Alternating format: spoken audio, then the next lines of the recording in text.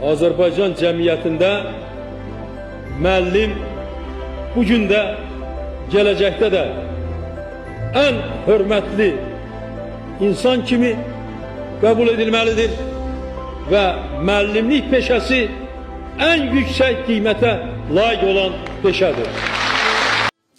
Müəllim səslənir gözəl bir səda, onda elmlərin açarı vardır. Əzəldən vurğunam mən də bu ada. Müəllim deyilən nə bəxtiyardır.